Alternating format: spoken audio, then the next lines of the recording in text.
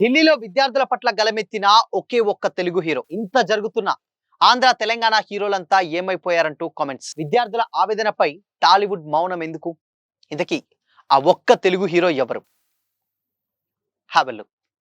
Hi hello welcome to Disha TV. దేశ రాజధాని ఢిల్లీలోని చారిత్రక జంతర్ మంతర్ వేదికగా గలం విప్పిన జెన్జీ ఆందోళనలు దేశవ్యాప్తంగా తీవ్ర చర్చనీయాంశంగా మారాయి. నీట్ పరీక్షలో జరిగినటువంటి అక్రమాలు, ప్రశ్నపత్రాల లీకేజీలను వ్యతిరేకంగా వేలాది మంది విద్యార్థులు, యువకులు రోడ్లపైకి వచ్చి తీవ్ర స్థాయిలో నిరసనలు తెలుపుతున్నారు. విద్యా వ్యవస్థలో సమూల మార్పులు తీసుకురావాలని, భవిష్యత్తుతో ఆడుకుంటున్న వారిపై కఠిన చర్యలు తీసుకోవాలని డిమాండ్ చేస్తున్నారు.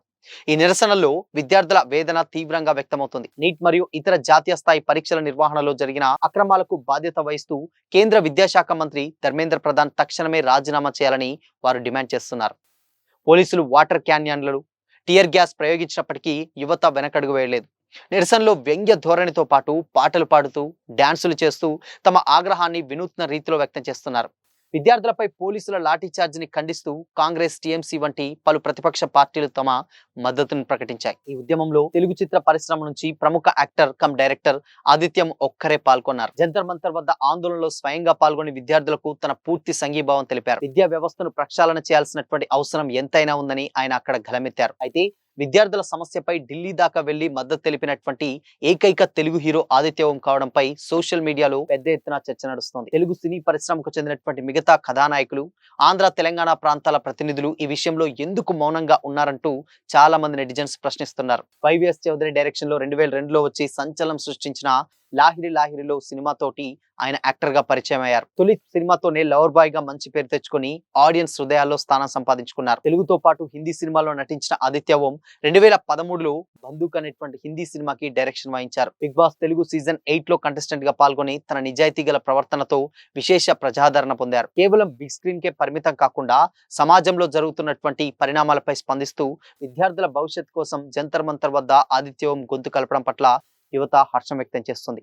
అయితే స్టిల్ ఇప్పటి వరకు కూడా కొద్ది మంది మాత్రమే ఈ ధర్నాకు మద్దతుగా సోషల్ మీడియాలో పోస్టులు పెట్టారు తప్పితే అక్కడికి లైవ్ గా వెళ్ళి పాల్గొన్నటువంటి వాళ్ళు ఎవరు కూడా లేరు. ఇప్పటికీ కూడా సోషల్ మీడియాలో కూడా అది కూడా తక్కువే. ఆదిత్య ఓం, దాని తర్వాత ఈషారెబ్బా, దాని తర్వాత తరుణ్ భాస్కర్ వంటి తెలుగుకు సంబంధించినటువంటి యాక్టర్స్ మాత్రమే ఈ విషయంపై స్పందించారు.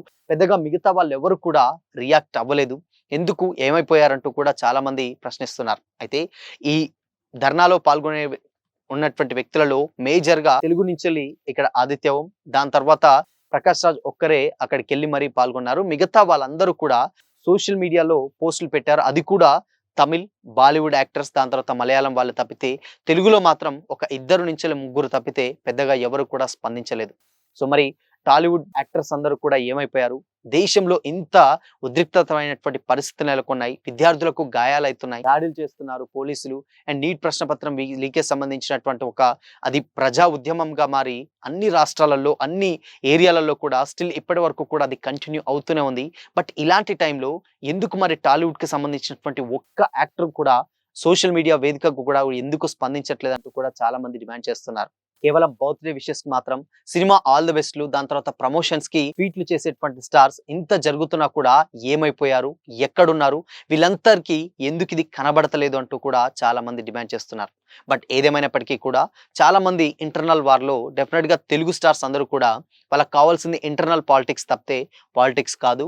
అవసరం ఏముంది, వాళ్ళకు దీనివల్ల ఏం పెద్ద ప్రయోజనం ఉండదు కాబట్టి ఇలా చేస్తున్నారంటూ కూడా మరికొందరు చెప్తున్నారు వ్యంగ్యంగా. మరికొందరు మాత్రం ఇది ఎవరికి వ్యక్తిగతం వాళ్ళది, ఎందుకు స్పందించాలి అనేటువంటి విషయం కూడా కొంతమంది అంటున్నారు. కానీ మేజర్ గా ఇది ఒక విద్యార్థుల భవిష్యత్ మీదకి వచ్చినప్పుడు కూడా ఇంత సైలెంట్ గా, అంటే సినిమాలు తీసిన తర్వాత వాళ్ళని చూసి చాలా మంది ఇన్స్పైర్ అవుతారు. ఎస్పెషల్లీ యూతే ఎక్కువగా వాళ్ళ సినిమాలు చూస్తారు. అలాంటి యూత్ కి ఇలాంటి అన్యాయం జరిగితే కనీసం వాళ్ళ రెస్పాన్స్ అన్న ఉండాలి కదా, స్పందన అనేది ఎక్కడ అంటూ కూడా చాలా మంది కామెంట్ చేస్తున్నారు. సమాజంలో చాలా వరకు ప్రభావితం చేసేటువంటి వ్యక్తులలో ముందు వరుసలో సినిమా ఉంటుంది. మరి అలాంటి సినిమా స్టార్సే ఎందుకు ఈ రోజు మౌనంగా ఉంటున్నారంటూ కూడా చాలా మంది కామెంట్ చేస్తున్నారు.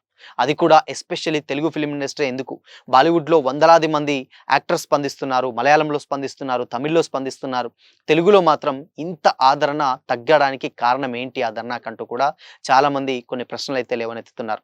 సో మరి దీనిపైన మీ ఒపీనియన్ ఏంటి? కామెంట్ చేయండి.